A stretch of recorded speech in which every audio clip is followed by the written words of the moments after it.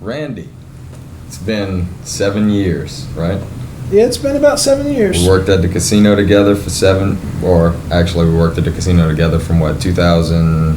I got there on December 31st, 2008. That's the easy day. What made you leave the casino? Just to come back to academia?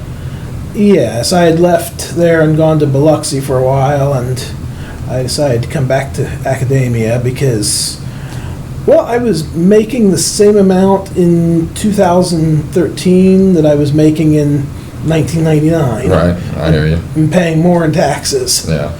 So, did you leave poker entirely, or did that stay a part of your life?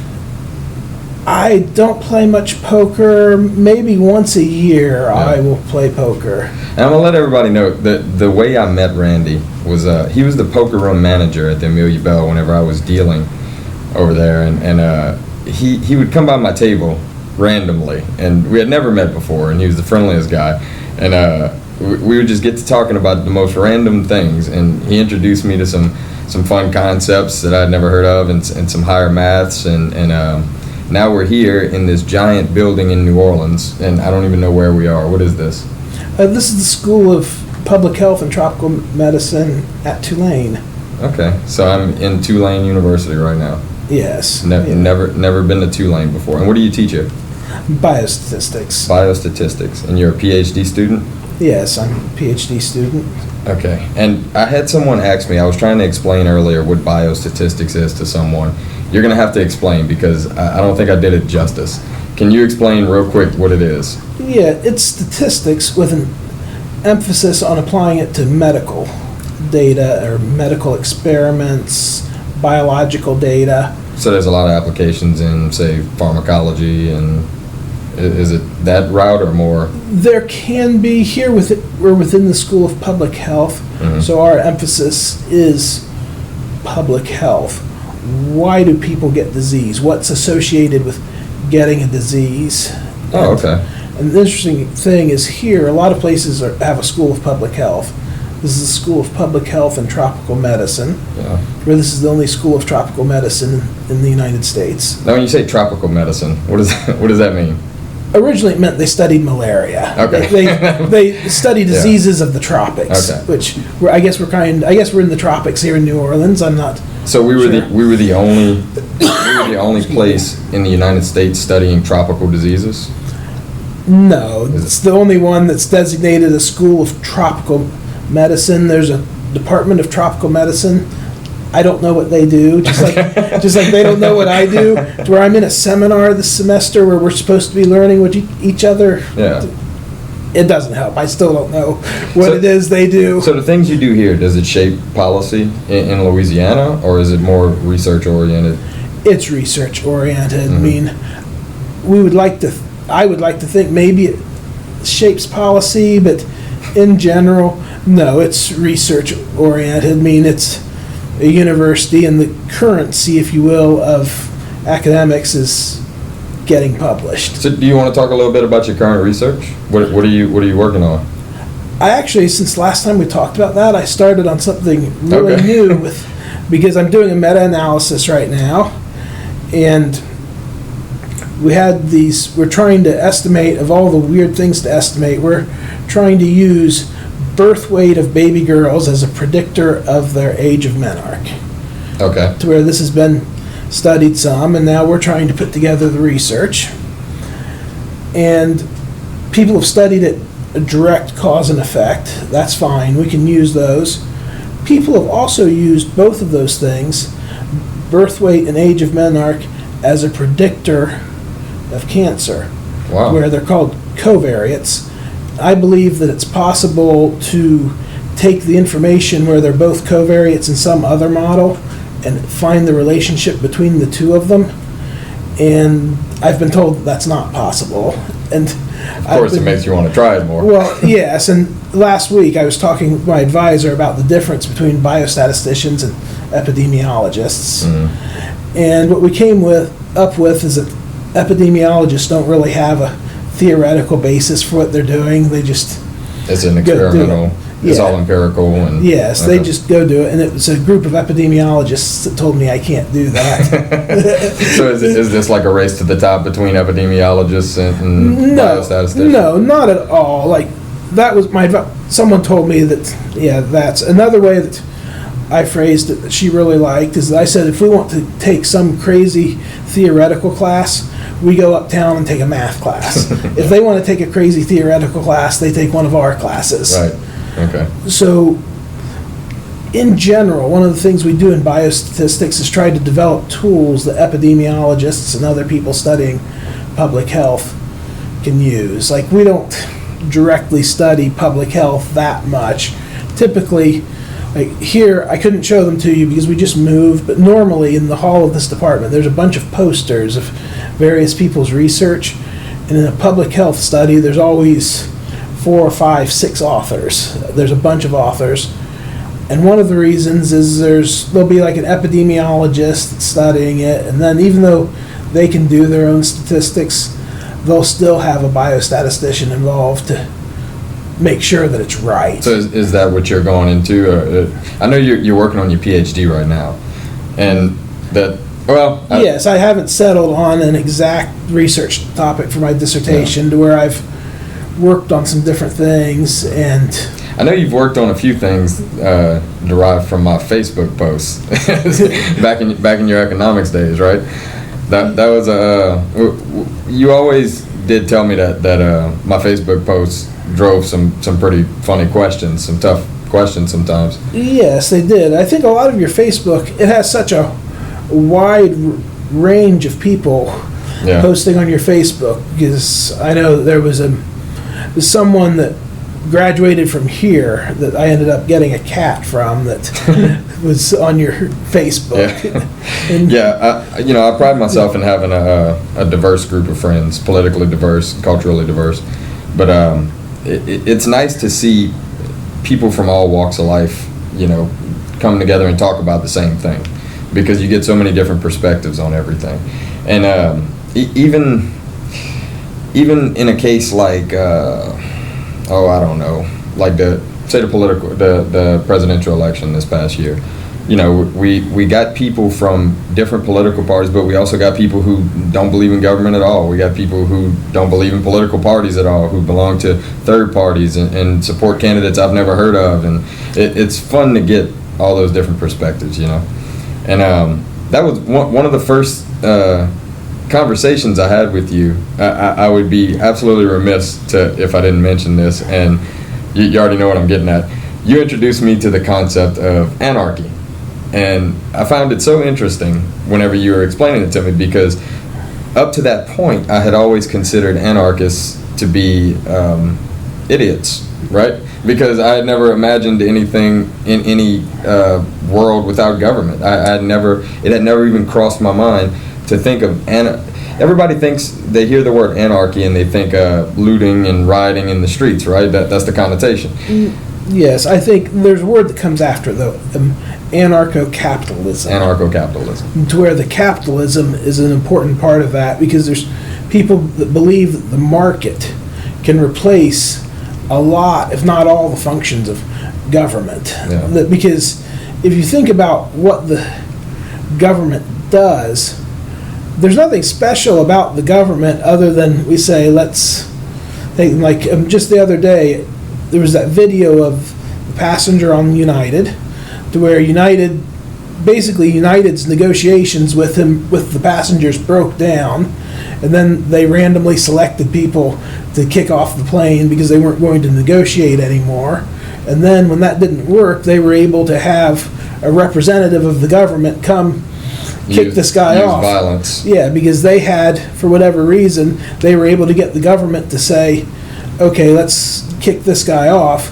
Whereas if they didn't have if the government did not have a monopoly on violence, they would have had to have continued to negotiate, because if they would have kept raising the offer, somebody would have said, okay, I'll take that money to get off the plane. Right. And they would have ended up a lot better, because I saw their stock price has taken quite a beating since then, where I don't know if losing money on the stock market actually causes them to lose money, but it's not a good thing. So that was a case where United called the government for help, and it was actually counterproductive to their bottom line, right? Yes, it was counterproductive, and because our government, because these police officers, to where when they're called to act, they hire people, they're kind of paid for their willingness to use violence, to where hopefully we have good police officers that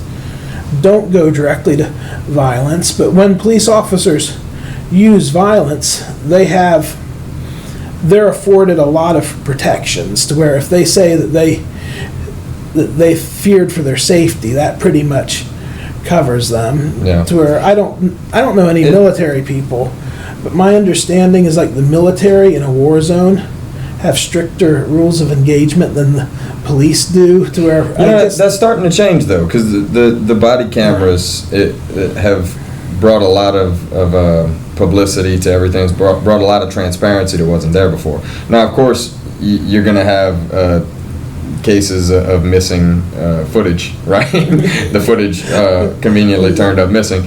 But at the same time, those body cameras are rolling. They protect the officers. They also protect the people involved. I think body cameras are a great idea. When they rolled them out in Thibodeau, I thought it was one of the best things happened to the city in a long time. Yeah, they seem like a good idea, because I think getting away from an idea of where we just take the officer's word for it, that's a step in the right direction. Because as much as I think that it's theoretical to live without a government, it's not going to happen in our lifetime. Right. I mean, just being a realist for a moment, like I do know some anarcho-capitalists that want the government to fail and collapse, so then maybe they can have their anarchy, but that's probably not a good path. Stephen Bannon was relatively close, right?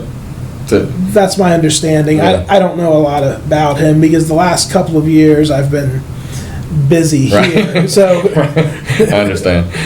You haven't had time to research the cabinet like us lowly Facebook users. I mean, I know who he is, but I don't. Right. But anarcho-capitalism, has there been a large-scale test study?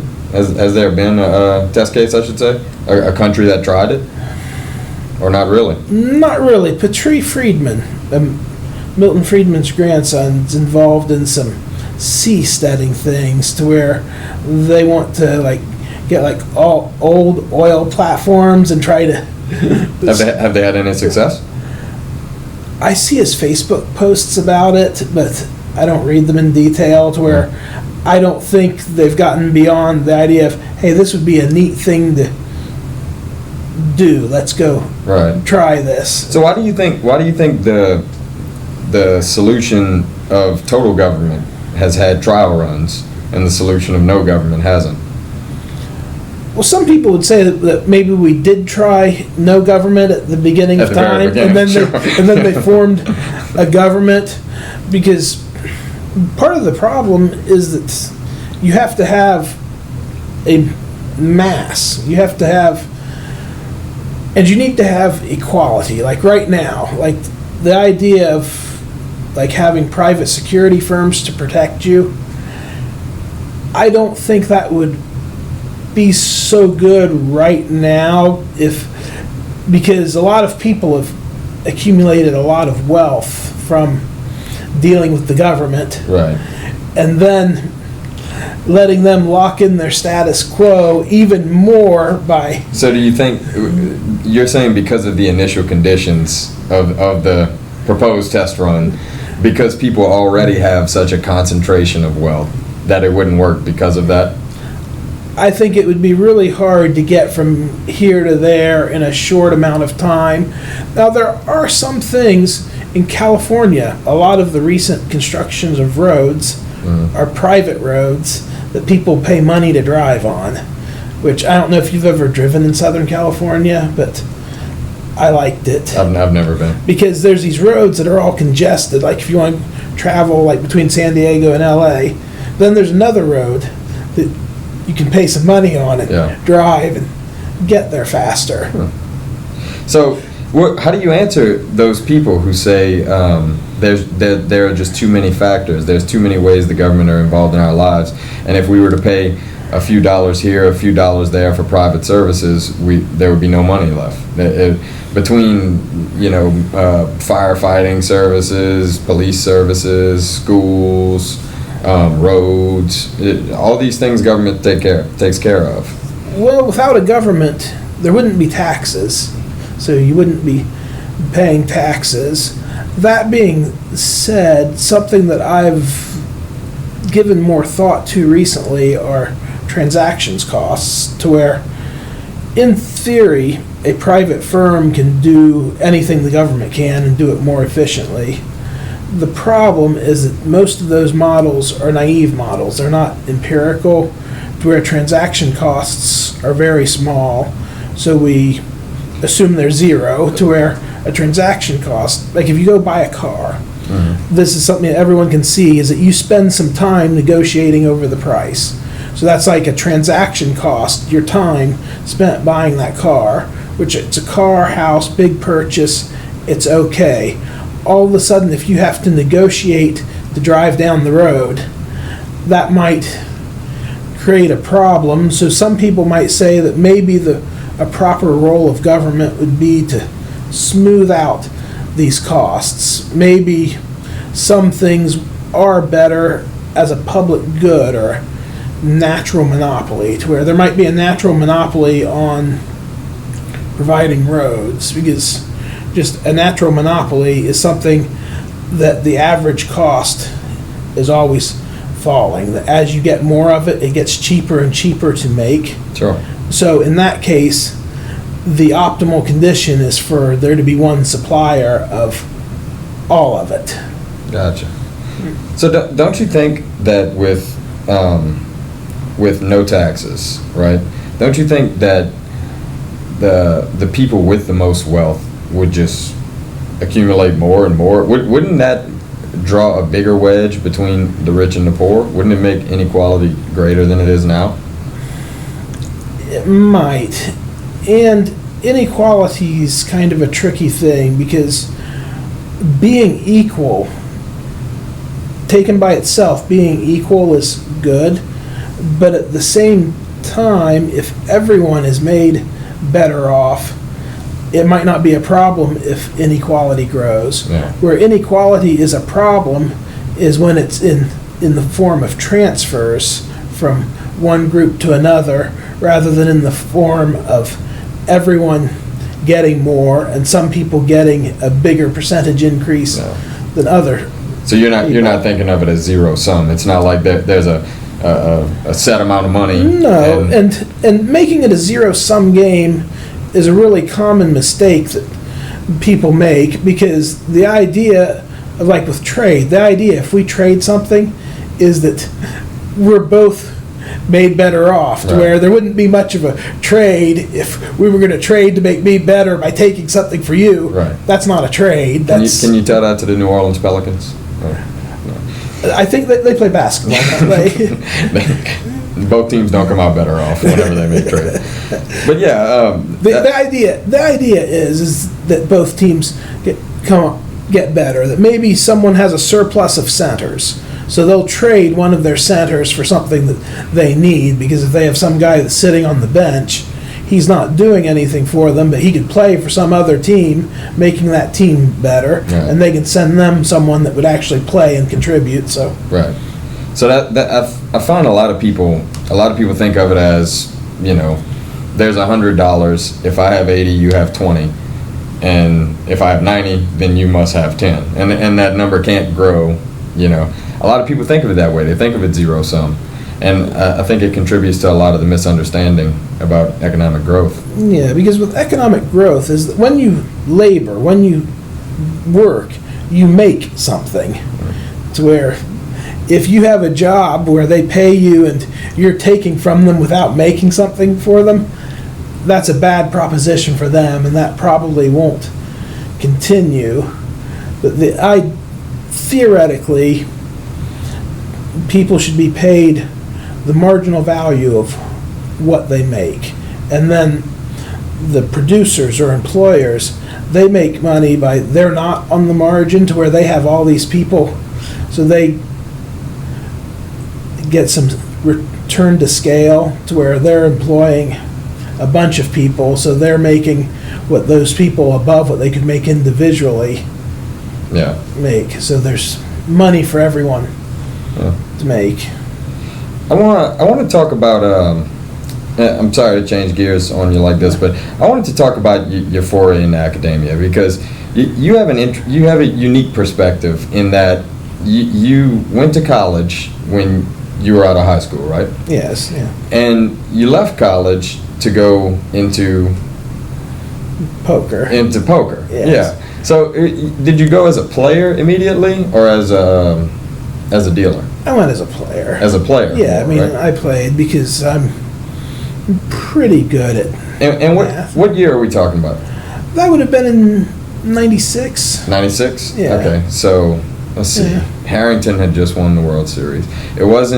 Poker still hadn't really hit a boom yet, right? No, not at all. That I was in Ohio and spent a lot of time playing in Ohio and in Canada and In Ohio, are there card rooms, or it's... there are now. There weren't then. So you were playing underground games in Ohio? Yes, yes. And a lot of people I knew had gotten robbed, gotten arrested. A lot of bad things happened. Yeah. So you managed to avoid all that? Yeah, I avoided those, and I moved to Las Vegas. So was poker lucrative for you at all, or? Yes. It was at the time? Yeah. Why'd you get out of it? It quit being so lucrative. I mean, when I was in Las Vegas, I decided that I needed a job for practical things. Like if you want to rent an apartment, it's harder when you can't show any income. Yeah, when you're, I mean, I paid taxes as required by law, but you can't, they're not really impressed to where, like, if you're going to try to be self-employed, they want multiple years of returns, and they want all of this, to where from a practical standpoint, having a job is better than not having a job. So when the poker boom hit, when the moneymaker boom hit in 2003, was it 2003, 2004, somewhere around there? Yeah. Were you still playing? Or you? No, by that time, I started working in Las Vegas in 1999, and poker was on a downswing. They closed our poker room, and I went to work in LA. And then I came... I was going to say, how the hell did you end up at the Amelia Bell? Oh, that was a long route. But then I ended up in Mississippi, to where I kind of sat out the poker boom, and that I was in Mississippi during the poker boom instead of on the West Coast. I was in Tunica. I was at a little place called the Grand Casino, and I had a pretty good boss to where we had this fall tournament, and all of a sudden our numbers were much larger than we had expected, and people wanted to play bigger tournaments. So he asked me if I could put together a weekly tournament that people would come play. And I told him I could, but there were just a couple catches to it. But at that time, our largest buy-in tournament was $40. I told him we needed to make it bigger, that we were going to make the buy-in to this tournament $200 plus juice. I think we did $220, then $225. I told him not only that, to make sure people come, because a problem with these tournaments at that time is people would advertise the tournament and then the tournament wouldn't happen. Yeah. So I'd tell them what we're going to do. We're going to guarantee a $10,000 prize pool, and we're going to do this every Friday night. Wow. And he said, okay, we'll try it for a week or two and see how it goes. Because we'll try it for one tournament. Because we had just had see if people show up. We had just had some success. Yeah. And we started having these tournaments, and there was a problem with them. We didn't have enough space to put all the players to where. And then there were problems to where people were upset because traditionally, no limit hold'em's a 9-handed game. Up to that point, they had always played at 10-handed in Tunica, Mississippi. I told them, no, this is kind of important. When we get down to like the last 5 tables, we need to play 9-handed to convey to our players that we actually know how to conduct these games. So that made some people unhappy because they wanted to combine tables sooner, to have more tables so they could start dealing and making money, because poker players and poker dealers both can find a lot to complain about, to where I had found a way to bring players in that we had to turn away players, and I had dealers complaining that our levels were too long, that we didn't have the blinds going up fast enough, that we had the antes didn't get it over with fast enough, but the players liked it. So I have to ask, because we work together at the Amelia Bell, and I don't want to, I'm not in the business of trashing former employers or anything, but why is it, do you think, that the poker room was never able to take off in Amelia like it was in Mississippi or like it was in Ohio? A lot of play times I met with people, made proposals for what we should do, and was told that I couldn't do it. Yeah. Was told that it was illegal to do it. Because we were working at Amelia Bell in 2008, 2009. I mean, poker was still big, and people asked all the time after you left. Even I stayed there till 2012. And people would constantly ask, "Where's the poker room? Where's the poker room? Y'all don't have a poker room? What's going on?" And I had to tell them, "No, we don't have a poker room anymore." Yeah, one of the things that happened there is, as you know, it takes a long time to get a license in Louisiana. They hired me, but I wasn't licensed yet in Louisiana. They started having poker tournaments, and the first one was a week before I started, to where they had already set it up. And they knew about pit games and slot machines. And in those things, when you have a tournament, it's a promotional thing. Right. So they didn't know they were supposed to charge money for it. So we had these tournaments. People came and played these tournaments, but there was no drop for the tournament because they didn't know you were supposed to charge a fee for that. Yeah. And so that was kind of a missed opportunity, to where we had tournaments that were well attended that we had to turn people away. We would sell out the tournament, and there was something, I didn't know if it was really that difficult to get approval for something in Louisiana, or if the people that turned it in just didn't want to do the paperwork. Yeah. But to make changes to things, I kept being told that it couldn't be done. Yeah, it seemed there were a lot of missed opportunities with that place. It's still open. I went visit not long ago. I gave them a little bit of gave some crap to the people that are still there. But I might get out that way and stop by sometime, because I actually was surprised. There were some really good people in that poker room when I got there, because I had come from Vicksburg, Mississippi, and I was surprised. The quality of everything was better than I had thought, because Vicksburg, it was the same company that owned the Amelia Bell, and in Vicksburg, the last I saw about that casino, it was sold to a junk dealer to haul it away, because I know on a Friday night once, they were in a bad location. Yeah. The casino had 70-some people in it on a Friday night, and I had 5 poker games where they had trouble getting people to.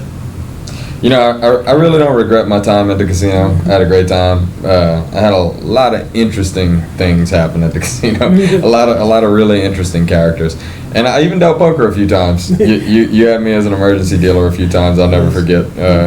I didn't know the rake half the time. I just, that looks like 50. That's about 50. We're just going to take it in now. I worked in a lot of poker rooms. When I was in Colorado, setting this up reminded me of the poker room in Colorado, because there was an AM radio station. They did a sports talk show from our poker room one day a week.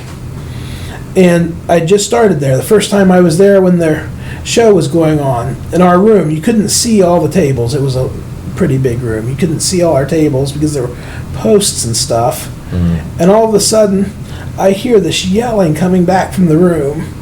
So back of the room, I run back there because I think I'm going to have to break up a fight or something. and I didn't know they were recording a radio show back there, and it was the two guys from the radio show arguing about sports on the radio. Did you join in? I did not, because when I got back there, for a radio show here we have a laptop. There they had an incredible amount of equipment because they were live on the radio. Now you don't really follow sports, do you?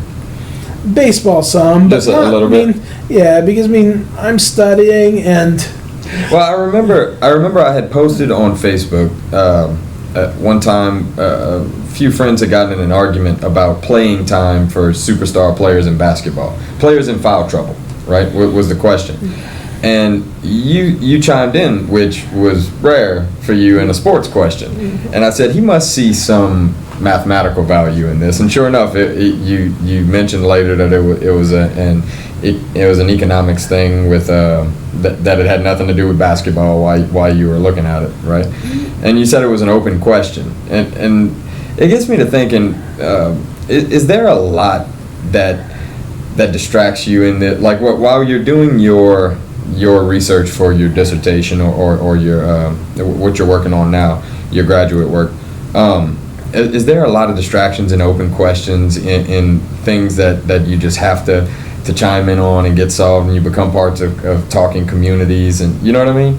Yeah, it's like that basketball question. Mm-hmm. I still have a folder on my computer about papers that I've downloaded where people have written about this, because just what the question actually is that people that follow basketball will say, well, if someone's in foul trouble, you need to save your best players to have them available at the end of the game when it's important. Right. Whereas people that study it mathematically would say, well, you want to get the most time out of them, to where if they do foul out, you've gotten the most possible time out of them. Right. Whereas if you sit them for part of the game and then they don't foul out, that means they could have played more.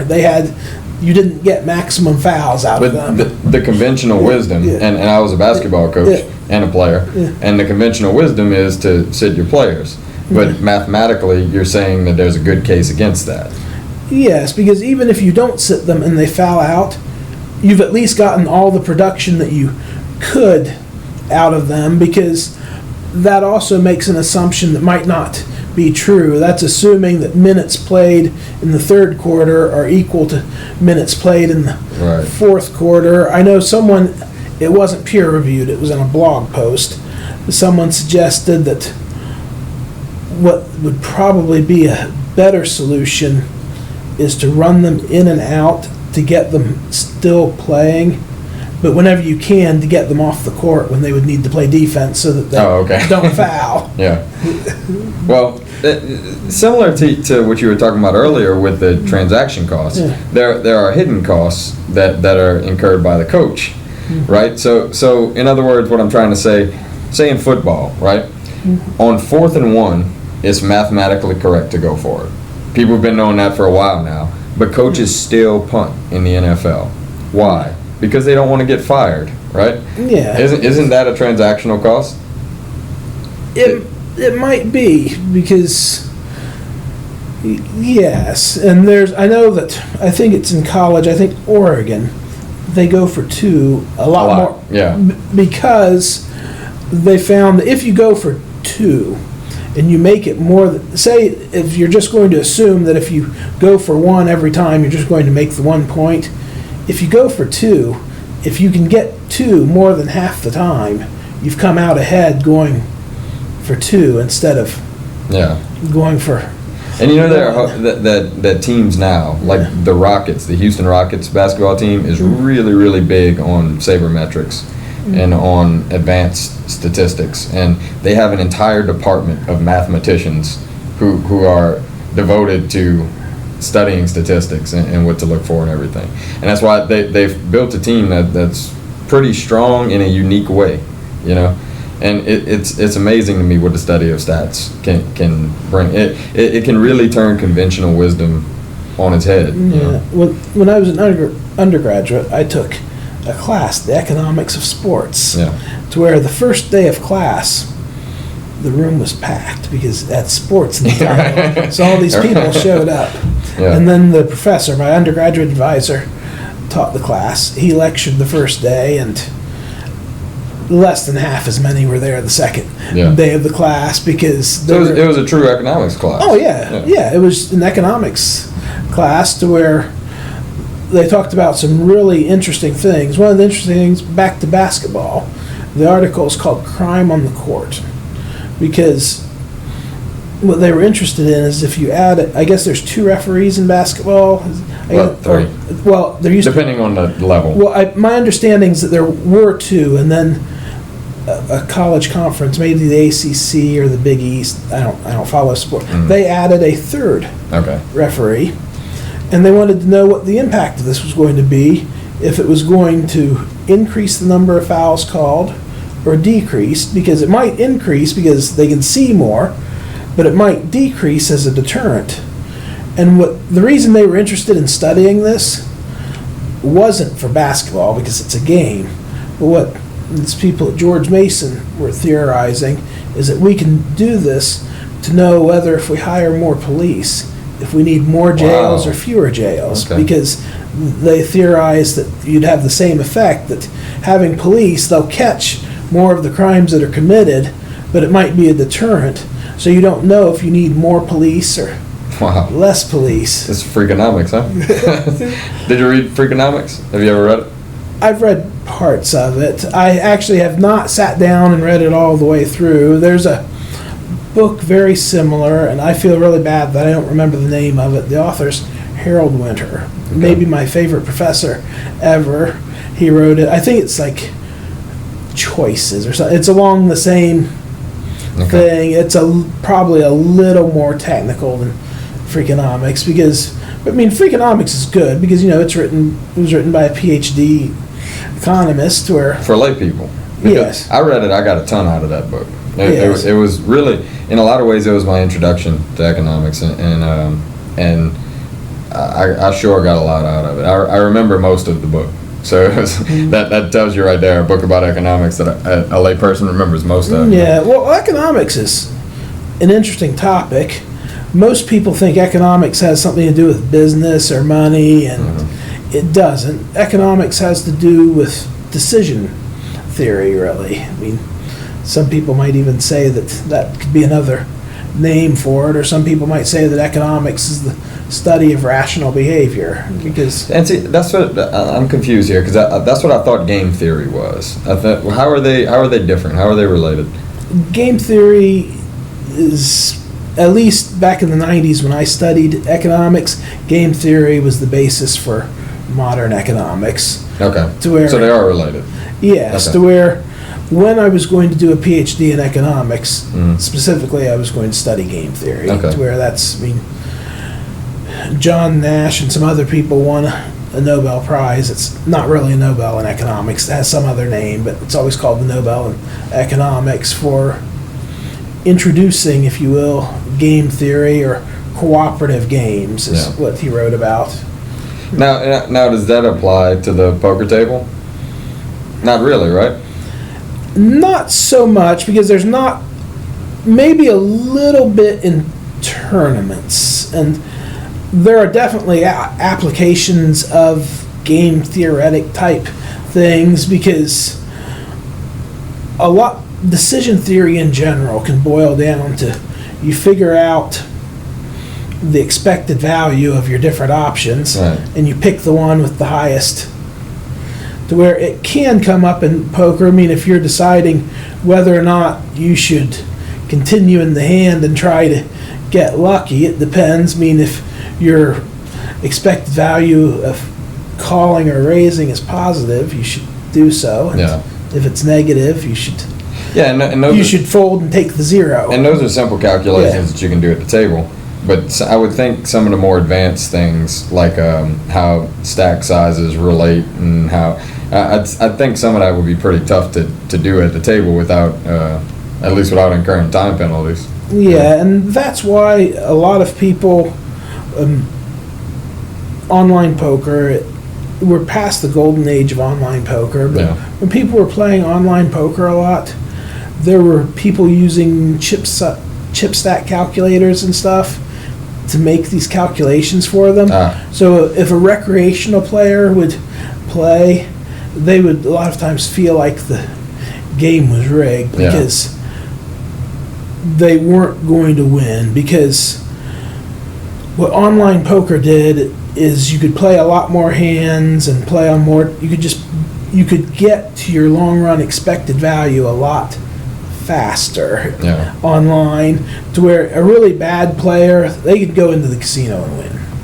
Whereas if they go online, and a really bad player can go online and win, it's just a couple games. they're going to realize, well, when I say realize, it doesn't mean that they're going to realize, it means they're going to receive their expected value, to where they're going to lose at the rate they would expect to if they were able to calculate. And so that's why the online players made so much more money than the brick and mortar players, the top guys, I mean. Yeah. Because they were able to get a high EV and then realize it over hundreds of thousands of hands instead of just thousands of hands. Yeah, actually they would get a really small EV. But then realize it. Spread it over. Yeah, realize it over. Because, I mean, when I used to, for a while, I worked for an online casino as a proposition player. And I could play on... Wait, what does that mean? A proposition player. And they use them in casinos. We couldn't do it at the Amelia Bell because it's against the law in Louisiana. Whereas we could in Mississippi, and that was another reason that we did not do well in Louisiana, where it does well in other places. If you go in and play blackjack, you can go in and play. It's not a problem. If you want to play poker and want to go in and play, there has to be a game. You have to have people to play against. True.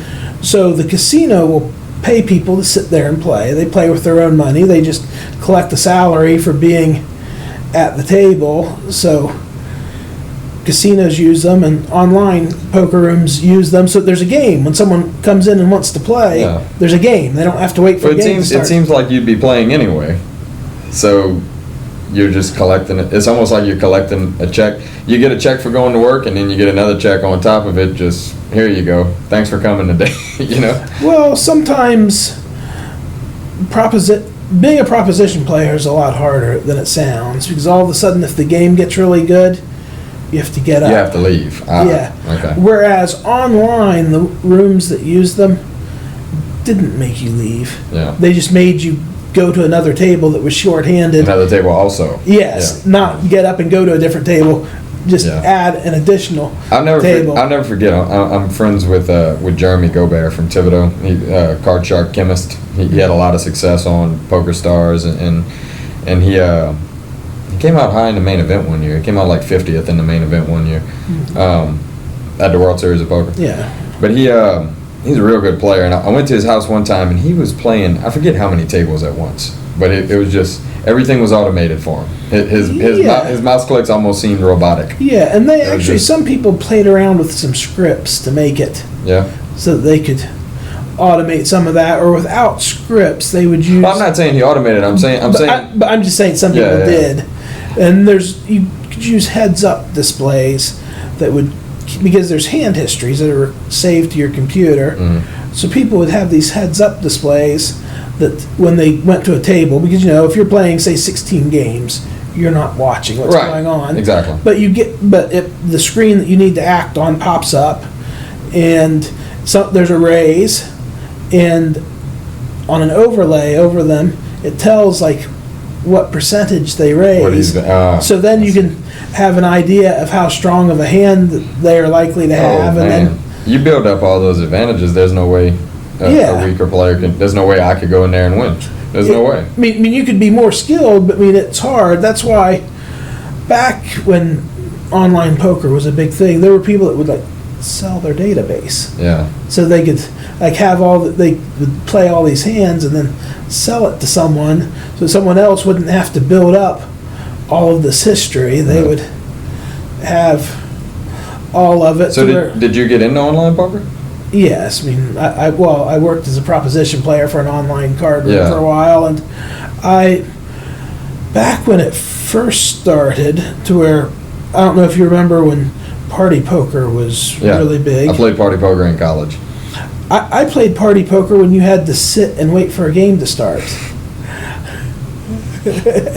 Amazing. And then I remember everyone went to Poker Stars for a while because they were getting all the celebrity endorsements, and I went with Ultimate Bet, and I did pretty well on Ultimate Bet actually. Okay, and hopefully you got your money before and I did get my money. Okay. Okay. But did you get hit by Black Friday? I had money on Poker Stars, Yeah. so I got it. I mean, I had like $50 there. Right, I mean, I yeah. had some, like I'd been playing like 1 and 2 cent, 6 max. Yeah. 6 max.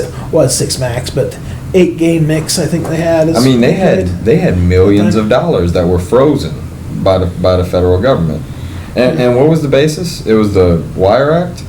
Well, there was the Wire Act that was an old legislation from 1964 or so, and then in 2006 there was the Unlawful Internet Gaming Act, which it passed, and at the time that it passed, Party Poker was the largest online poker site. It was so big that it was publicly traded in England. Wow. And of course, they were publicly traded, and their risk people said, "Well, you can't do business in the U.S." So Because they had enough of a European market to back out of the so U.S. Poker Stars immediately became the largest. Where the thing about the Unlawful Internet Gaming Act, it was controversial because it made it illegal for banks to transact payments that came from illegal internet gaming. So you could legally play. Well, that's what the question was, is if it was legal to play, the banks had no problem because it was only legal for them to process payments that came from illegal gaming. Gotcha. The problem is banks weren't equipped to determine which ones were legal and which ones weren't legal. So they chose not to take the risk. Yeah, and the Justice Department with Black Friday, they took the position that it was illegal, to where I don't know how that. And for those listening, whenever we say Black Friday, we're talking about the day that online poker came to a screeching halt in the United States, and it just stopped, and money got frozen. A lot of players had players with millions of dollars online, and they couldn't access it. It was frozen in place. Yeah, and some of the poker rooms, even like Poker Stars, they tried to be very much on the up and up. But what they did, because banks would not transact with them, they bought a bank in Utah. Shows you how much money they had. Huh? They made so much money they bought a bank so that they could make it right with their players before leaving the market. Well, that was while they were in. That was while they were still in. They the were market. still in the market. So okay. that because people couldn't deposit. Yeah. So they bought a bank because if they owned the bank, that bank would say, Amazing. "Yeah, that's okay." So That's amazing. And what happened to that bank? Is it open? I don't know. That'd be interesting to go look. I don't know. I do know that Poker Stars, not only did they pay everyone, they were so on the up and up that they acquired Full Tilt Poker, which did not pay everyone, and then they paid everyone. They paid all of their players. Wow. Also. That sounds like a pretty good deal for the players, you know. Yeah, well, I think Poker Stars was where it was interesting is Poker Stars was looking for a future position because they paid these Full Tilt players even though they weren't re-entering the U.S. market. And Poker Stars has since re-entered the U.S. market to where you can play on. They have something in New Jersey. I think you play only against people from New Jersey. I'm not sure, but Poker Stars has a presence in New Jersey. It sounds absolutely miserable. I wanted to talk a little bit because we used to talk a lot about betting markets. Betting markets, I've come to find, I was telling Amy on the way over here, are the most accurate predictors of everything. They are the collective of human knowledge, and people who are sure enough that they will bet their own money, and they're pretty accurate. And yes, they're pretty. Like we had a presidential election in the fall, and a lot of people were saying Clinton was 98, 99% chance to win. I was one of them. the betting markets had that Trump had about a 35% chance of winning, to where it's still not. Which is a huge difference from a 2% chance. Yes, to where they had Trump as having a decent chance. But yeah, betting markets are similar to the stock market in that. One of my favorite things about the predictive power of markets. I'm sure this happened before you were born, but while I was in high school, the Space Shuttle Challenger blew up. That was the year I was born. Okay, it blew up shortly after launch.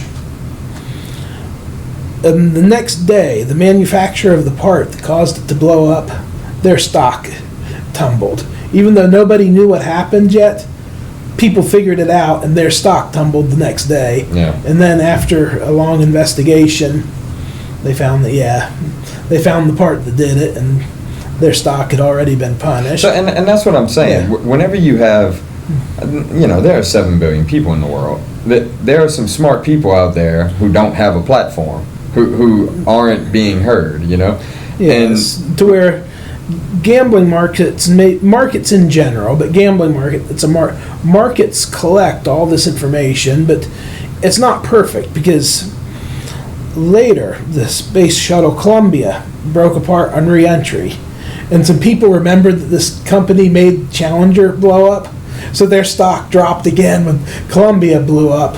This time it wasn't their stock. People just blamed them because it was their fault last time. But and so what else do they use to predict?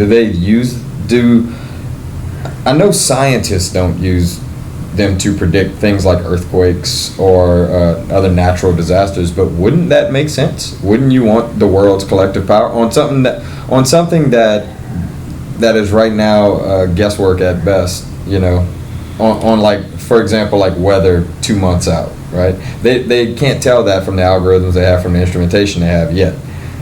But who knows who has that answer out there? Like I said, there are a lot of smart people out there without a platform.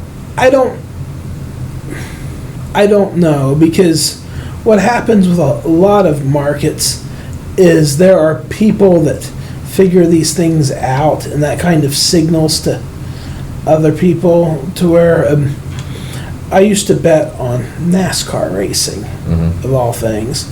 But if you think about it, in a way, an auto race is the perfect thing to bet on, because they have time trials to see which car is fastest, and then you bet on which car is the fastest, to where what happens. And then if the wrecking brings in the luck, to where you don't always win, because sometimes they... Well, it's not just the wrecking. There's also, a time trial is how many laps? I don't know. A couple, and then the race is 500. Yeah, I didn't do the handicapping. Yeah. I was getting the handicapping from someone that was good at it.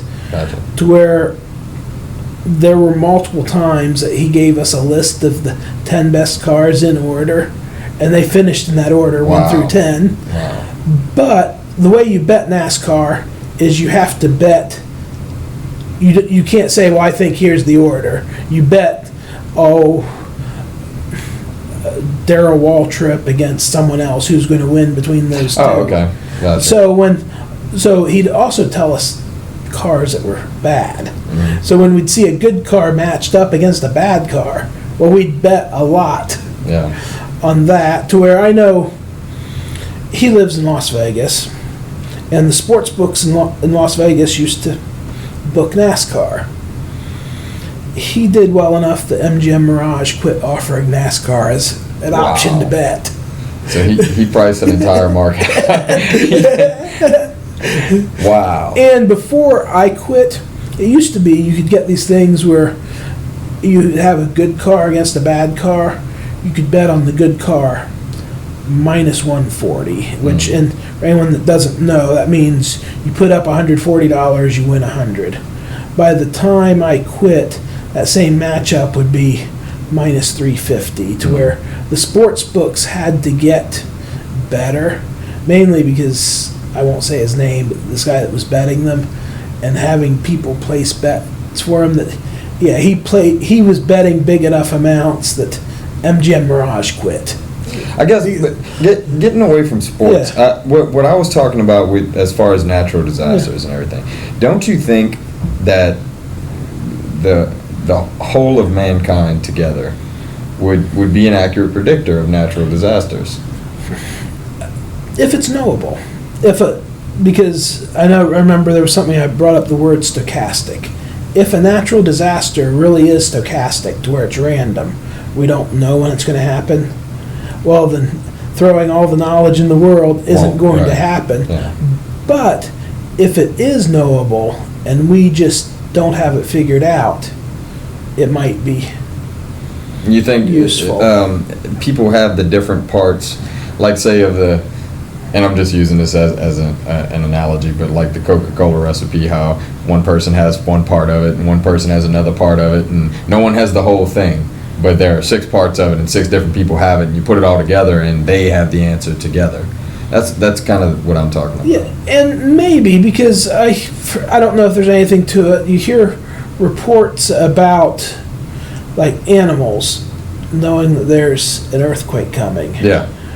Well, if there was a high-speed betting market to where suddenly the people that own these animals could go place a bet on an earthquake happening, then these markets would be predictive, because then you would be capturing knowledge, or you would learn that, okay, that knowledge isn't real. You would learn that people are superstitious in large numbers. I mean, you could learn things because it's easy. An earthquake happens. And someone says, yeah, my horse was acting funny. I think he knew it was coming. Yeah. Well, maybe, but that's why with, like, rare events, we have to count them. Yeah. To where, like, if we want to, like, there's, I'm sure you've heard, for example, someone say, well, vaccinations cause autism. So the way to tell if they do is you start counting. When someone gets vaccinated, you count them, and then you follow them and see if they become autistic.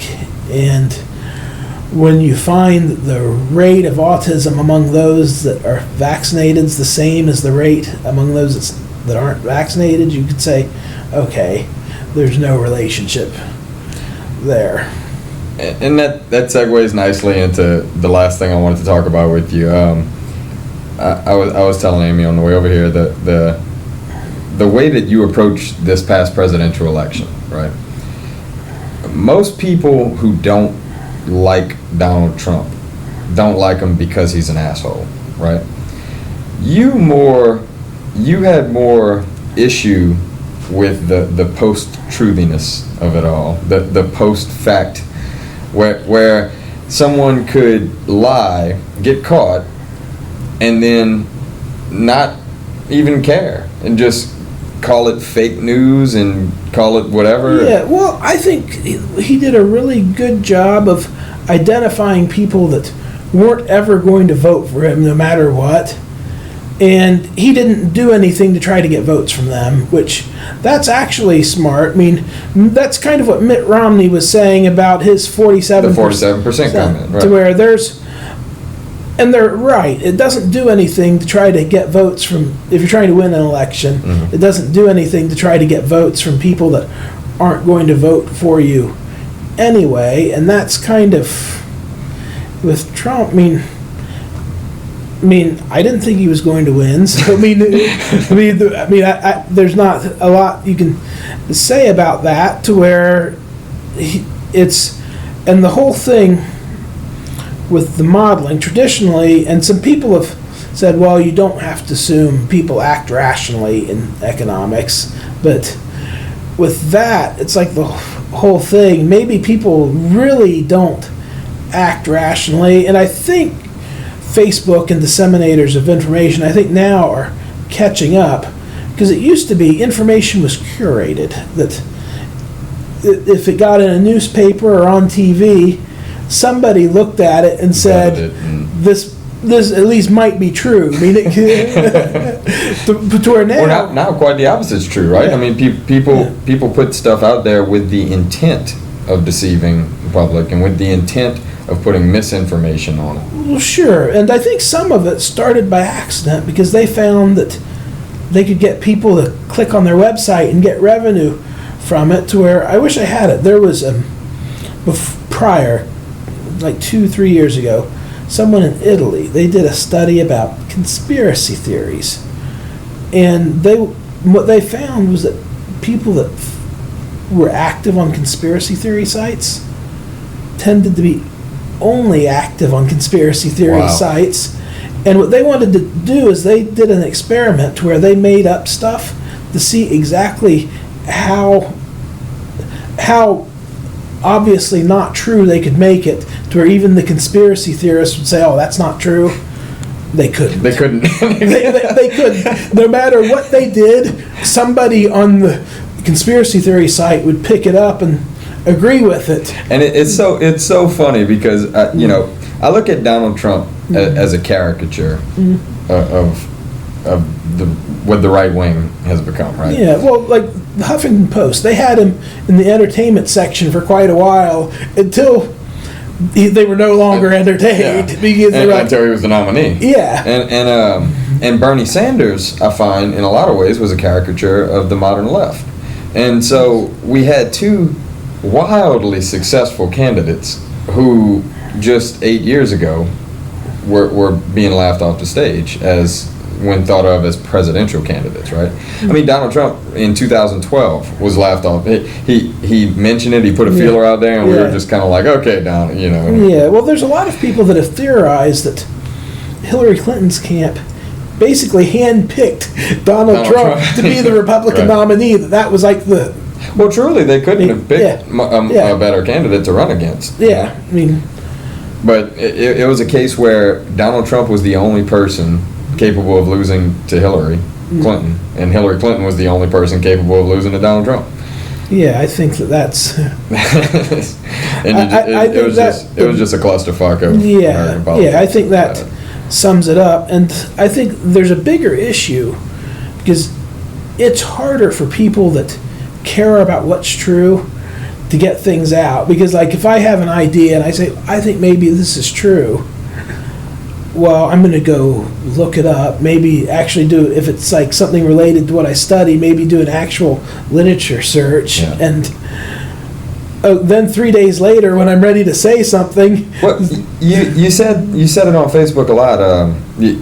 I might say this wrong, correct me if I do, but you said, you know, Donald Trump doesn't appeal to people who, how'd you say it, decide? That correlate what they believe is true with what's actually true. To what is actually true, right. Because there's things that, and something that's important is knowing if something is knowable or not is important. Because even if you don't know it, for example, if we want maybe some flu, avian flu, say that we believe avian flu is more common in Mississippi than in Louisiana. I don't have any idea if it is or not, but that's a knowable thing to where there's a definite answer to that. And I don't understand why people guess and offer opinions about that when you could eventually figure it out or find someone that could figure it out, that there's not a reason to guess at it. Or coming back to Trump, he said that, that Mexico's sending rapists and murderers to the United States. Which is a checkable fact. Yeah. Either people coming from Mexico to U.S., there's three possible outcomes. They're more likely to be criminals, less likely to be criminals, or equally likely. And it turns out they're less likely to be criminals. Yeah. But that's something that you can know, that because it's knowable, to where one of those is definitely true, even if you don't currently know it, you can figure it out or have somebody figure it out or start to try to figure it out. There's no reason to say, I think this or my opinion's this, to where when you're dealing with facts, there's not any reason to have an opinion other than, I think it might be this, let's go look, to where. So do you think he's successfully diminished the role of fact checkers in presidential campaigns and in political campaigns?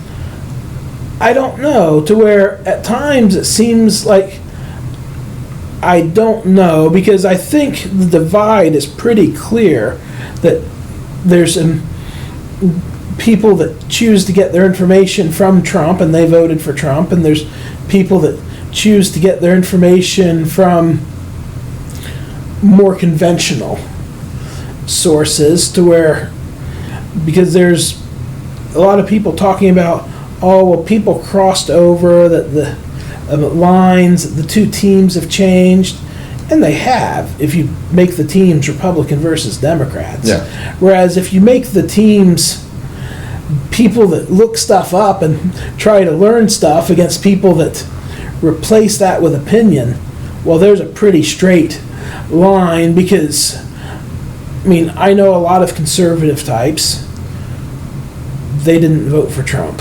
Yeah. I know some people that did vote for Trump, probably not as many as you do, but I know 3 or 4 people that voted for Trump. I know plenty. I know 3 or 4. Yeah. There probably are some, but I don't know of anyone that works in this building, Yeah, for right. example, that voted for Trump. I was going to ask, as someone in academia, do you know anyone in academia who was a vocal supporter of Trump, who also seems to be rational in other areas? No. Now there was something here on the Uptown campus. It made some national news that one of the fraternities built a wall. Yeah. And then it became news when some people decided that they shouldn't build a wall. And I guess, I don't know if the athletic department was involved in it or not, but there was a story in Tulane's newspaper that some football players came and removed the wall. Gotcha. So I don't know what happened. Yeah, that. I wanted to ask you that if you knew anyone in academia who was vocal about supporting Trump. And look, you know as well as I do that there are people who went in there and pulled that lever and would never admit it. And that's I think that's a big reason he won. I think there were a lot of people out there who were vocally anti-Trump who went in there and pulled the lever for him for different reasons, for whatever reason. Yes, that very well could be. And I know, like, a lot of people saying, well, the polls got it wrong. The polls didn't really get it wrong. That they had it well within the margin of error. And there's something else going on here that Nate Silver was talking about leading up to the election, and it turned out to be true. And the reason... Well, I know Nate had given him a lot better chance than most people. Yes, and the reason he had was, and this is related to what happened to housing prices in 2008. Yeah. A really common assumption studying these things is to assume that errors are uncorrelated. Like to assume that if we got the poll, that if we made an error in polling in Pennsylvania, that's going to be unrelated to any error we might have made in Michigan.